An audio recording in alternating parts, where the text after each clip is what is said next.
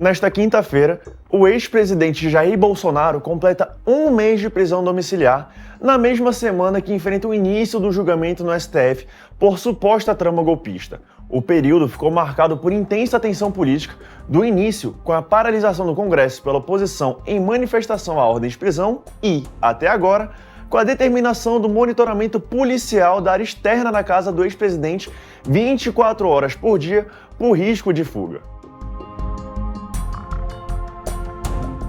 A prisão domiciliar de Bolsonaro foi determinada em 4 de agosto e foi precedida pela obrigatoriedade de uso de tornozeleira e restrição dos horários para sair de casa desde 18 de julho.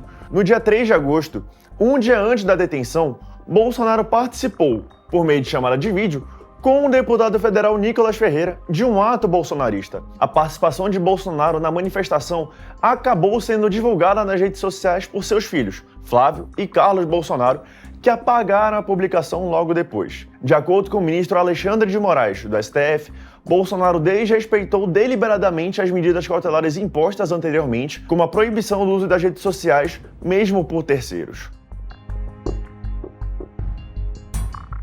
Um dia depois da ordem de prisão domiciliar, Flávio Bolsonaro apresentou a proposta de pacote de paz ao Congresso Nacional. Entre as medidas estavam a anistia ampla, geral e restrita, o impeachment de Moraes e a PEC do fim do foro privilegiado.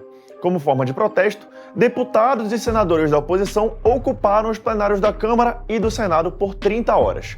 Os deputados exigiam a votação do pacote da paz e, na madrugada do dia 6 de agosto, a oposição acampou nos plenários e passou a revezar a cada 5 horas para garantir a presença permanente no Congresso. A ocupação foi encerrada depois que os presidentes da Câmara, Hugo Mota, e do Senado, Davi Alcolumbre, conseguiram costurar acordos e ganhar tempo com os congressistas. A primeira, e até o momento, única vez que Bolsonaro deixou sua casa no Jardim Botânico, em Brasília, desde a decretação da prisão domiciliar, foi em um sábado, dia 16 de agosto. O ex-presidente realizou 6 exames, sendo eles de sangue, urina, endoscopia, tomografia, ecocardiograma e ultrassonografia em um hospital, depois do pedido da defesa e autorização de Moraes. O boletim médico indica que os procedimentos apontaram quadros de infecções pulmonares, esofagite e gastrite. A saúde de Bolsonaro tem sido tema recorrente entre os aliados. Os filhos, a esposa Michele e advogados frequentemente comentam sobre o estado físico e emocional, ressaltando crise de soluço, cansaço, dores ou necessidade de acompanhamento. No dia 26 de agosto, o filho 04 de Bolsonaro, Jair Renan, disse na rede social X que é um absurdo um senhor de 70 anos, todo remendado, sendo tratado como se fosse um criminoso de alta periculosidade. No dia 29 de agosto, o filho 02, Carlos Bolsonaro, escreveu, depois de visitar o pai, que ele está magro, sem vontade de se alimentar e enfrentando intermináveis crises de soluço e vômitos.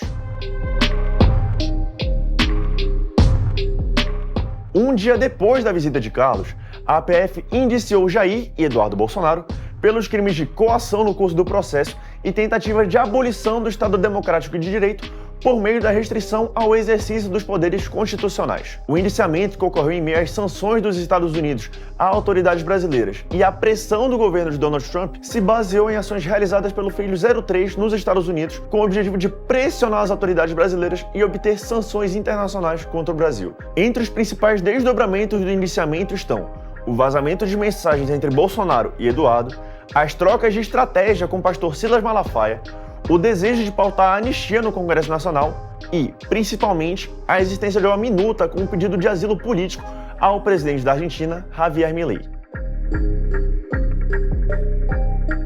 Com a existência da carta com pedido de asilo à Argentina, a Polícia Federal sugeriu ao ministro Alexandre de Moraes que a vigilância policial na casa de Bolsonaro fosse realizada 24 horas por dia, com equipe dentro da residência. A Procuradoria-Geral da República entendeu haver risco de fuga do ex-presidente, mas defendeu que os agentes deveriam ter acesso às áreas livres apenas em caso de necessidade pressentida. Com a proximidade do início do julgamento, nesta segunda-feira, 1º de setembro, Moraes determinou que os carros que saíssem da casa de Bolsonaro deveriam ser revistados, incluindo o porta-malas. Neste primeiro mês de prisão domiciliar, alguns aliados políticos foram autorizados pelo STF a visitar Bolsonaro, como Ciro Nogueira, Damares Alves, Arthur Lira, Valdemar Costa Neto, que é o presidente do PL, Tarcísio de Freitas e Celina Leão.